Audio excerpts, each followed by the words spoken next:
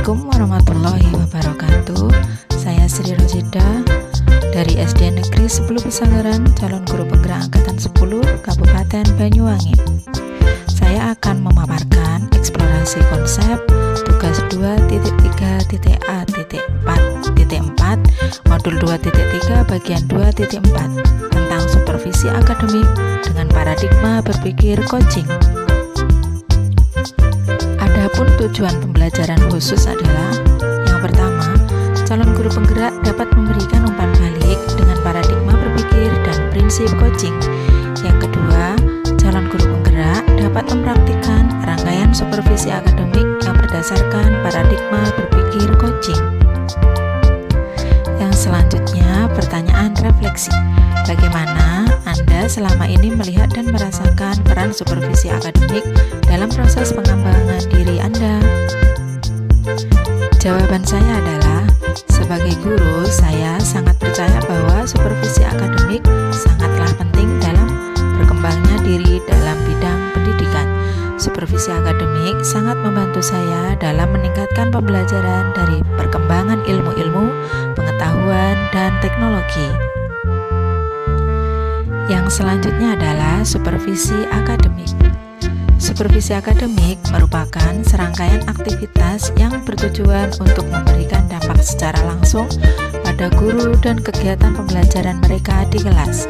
Kegiatan supervisi akademik hanya memiliki sebuah tujuan, yakni pemberdayaan dan pengembangan kompetensi diri dalam rangka peningkatan performa mengajar dan mencapai tujuan pembelajaran.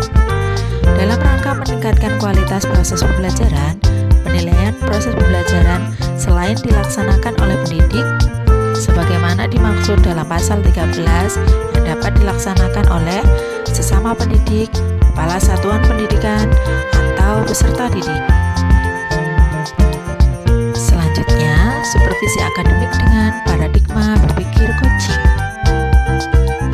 Ada dua paradigma utama yang menjadi landasan kita dalam menjalankan proses supervisi akademik yang memberdayakan, yakni paradigma pengembangan kompetensi yang berkelanjutan dan optimalisasi potensi setiap individu.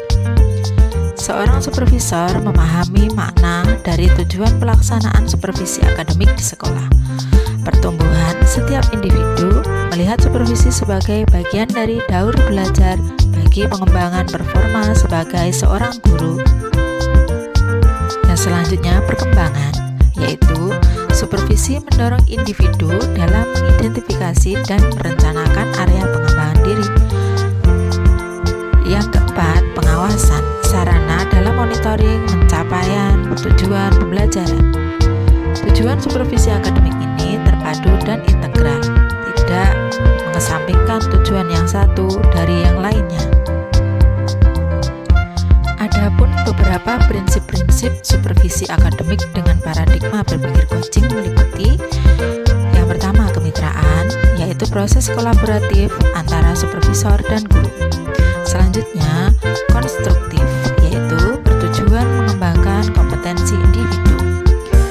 Lalu terencana, reflektif, objektif, yaitu data atau informasi diambil berdasarkan sasaran yang sudah disepakati. Lalu berkesinambungan dan komprehensif, mencakup tujuan dari proses supervisi akademik. Pelaksanaan supervisi akademik didasarkan pada kebutuhan dan tujuan sekolah dan dilaksanakan dalam 3 tahapan, yaitu yang pertama, perencanaan. Perencanaan adalah supervisor merumuskan tujuan, melihat pada kebutuhan pengembangan guru, memilih pendekatan, teknik, dan model, menetapkan jadwal, dan mempersiapkan ragam instrumen. Yang kedua, pelaksanaan supervisi. Pelaksanaan supervisi adalah diisi dengan kegiatan berdasarkan teknik dan model yang dipersiapkan. Bagian dalam tahapan pelaksanaan supervisi akademik adalah observasi pembelajaran di kelas atau yang biasanya kita sebut sebagai supervisi klinis. Dan yang terakhir adalah tindak lanjut. Yang berikutnya, supervisi klinis. Istilah supervisi klinis ini diperkenalkan oleh Maurice Kogan dari Harvard University dalam buku Supervision for a Better School Level pada tahun 1980 mendefinisikan supervisi klinis sebagai rangkaian kegiatan berpikir dan kegiatan praktik yang dirancang oleh guru dan supervisor dalam rangka meningkatkan performa pembelajaran guru di kelas dengan mengambil data dari peristiwa yang terjadi, menganalisis data yang didapat, merancang strategi untuk meningkatkan hasil belajar murid dengan terlebih dulu meningkatkan performa guru di kelas. Sebuah kegiatan supervisi klinis berdirikan yang pertama interaksi yang bersifat kemitraan, yang kedua sasaran supervisi berpusat pada strategi pembelajaran atau spek pengajaran yang hendak dikembangkan oleh guru dan disepakati bersama antara guru dan supervisor. Yang ketiga, situs supervisi klinis, yaitu praobservasi, observasi kelas, dan pasca observasi. Yang keempat, instrumen observasi disesuaikan oleh kebutuhan. Yang kelima, objektivitas dalam data observasi, analisis, dan umpan balik. Yang keenam, analisis dan interpretasi data observasi dilakukan bersama-sama melalui percakapan guru dan supervisor. Selanjutnya, menghasilkan rencana perbaikan pengembangan diri dan merupakan kegiatan yang berkelanjutan. Berikut adalah bagan atau tabel siklus dalam supervisi klinis, pada umumnya meliputi 3 tahap, yaitu pra-observasi, observasi, dan pasca observasi. Adapun percakapan pada pra-observasi, yaitu membangun kepercayaan dari guru kepada pemimpin sekolah sebagai supervisor yang profesional karena merencanakan kegiatan ini dengan baik. Yang kedua, memberikan perasaan tenang mengenai tujuan dari rangkaian supervisi klinis. Selanjutnya, kesepakatan yang dihasilkan pada tahap ini mengenal aspek-aspek pengembangan yang akan diobservasi, memberikan rasa percaya diri dan motivasi internal karena guru merasakan keterlibatan aktif dalam proses. Adapun prosedur supervisi klinis, yang pertama, supervisi menyampaikan tujuan besar supervisi dan tujuan dari percakapan awal. Yang kedua, guru menyampaikan rancangan pelaksanaan pembelajaran dan menginformasikan aspek perkembangan yang hendak diobservasi. Yang ketiga, supervisor dan guru menyepakati sasaran observasi, waktu kunjungan kelas, dan waktu percakapan pra-observasi. Yang keempat, supervisi menginformasikan bahwa ia akan mencatat kegiatan pembelajaran yang dilakukan guru di kelas. Berikut ini adalah bagan atau tabel percakapan pra-observasi. Yang selanjutnya adalah percakapan observasi. Observasi adalah aktivitas pengamatan oleh supervisor pada saat guru melaksanakan pembelajaran di kelas.